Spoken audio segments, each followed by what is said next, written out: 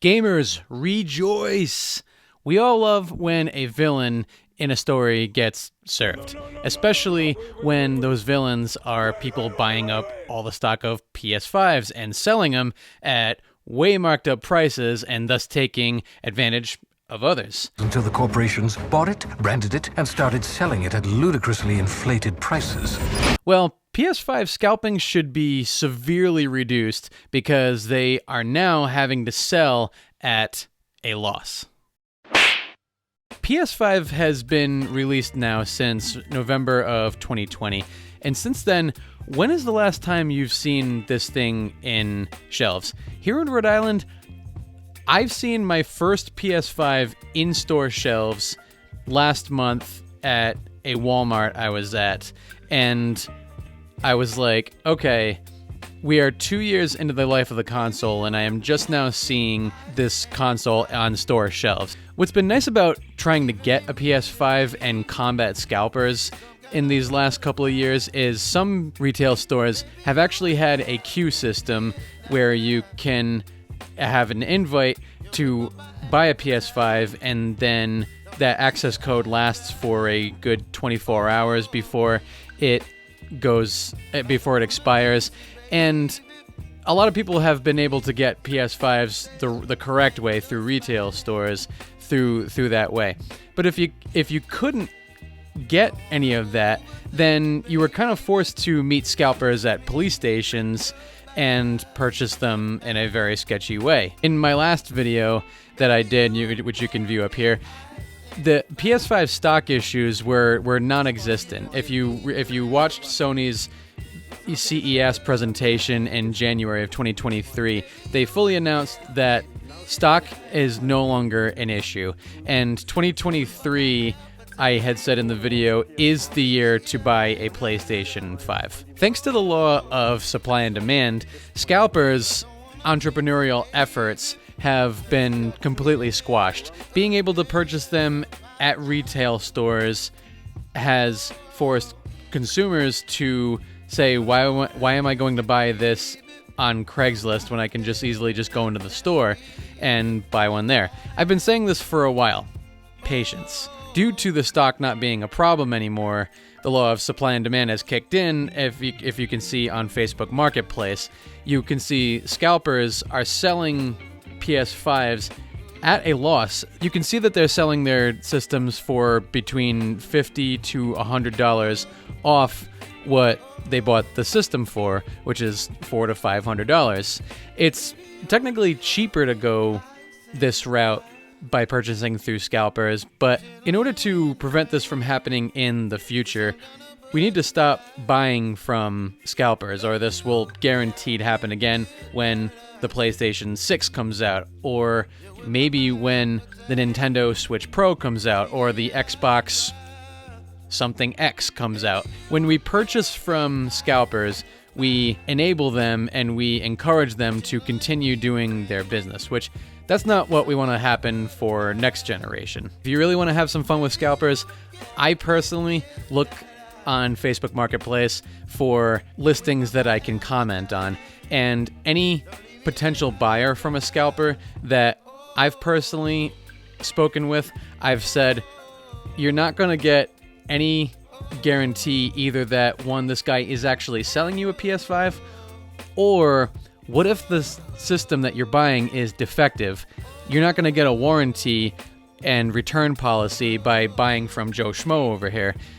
You're not. So, and I've actually discouraged a lot of people, a decent amount of people, from buying from scalpers, and that's helped them. What we're really hoping for is that scalpers get stuck with the inventory they have. If you look online anywhere on Facebook Marketplace, a lot of these scalpers, you can see either one box or you can see a lot of different boxes, and I've actually counted a few in some of the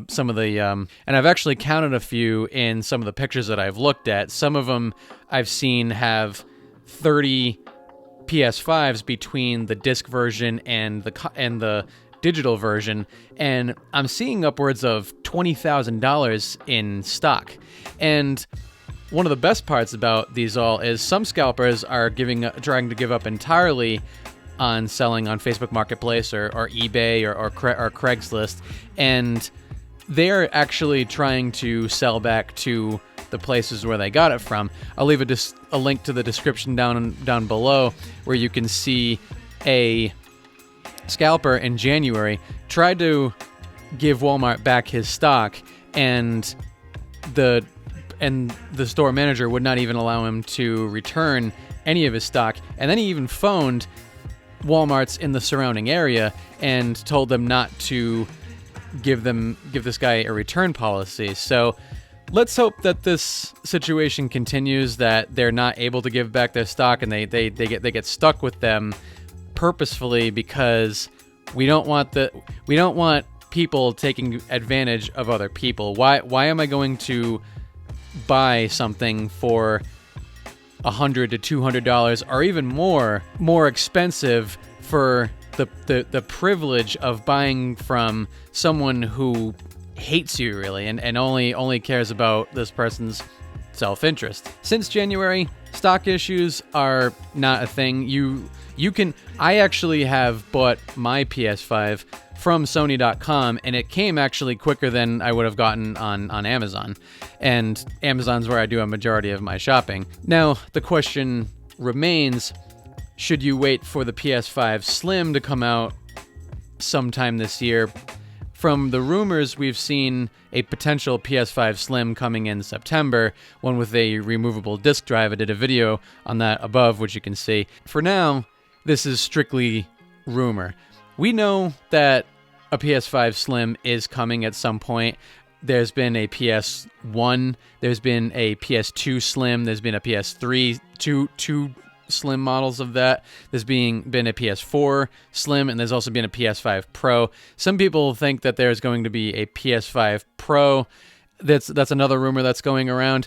Again, because we haven't seen anything in actual fact go about this, I would personally encourage you to, if you want a PS5, just to go for the standard PS5 model. There at some point will probably come some deviation from the PS5, and maybe if you really want to trade it in for an upgrade and pay the $50 to $75 that it might cost you to upgrade or something.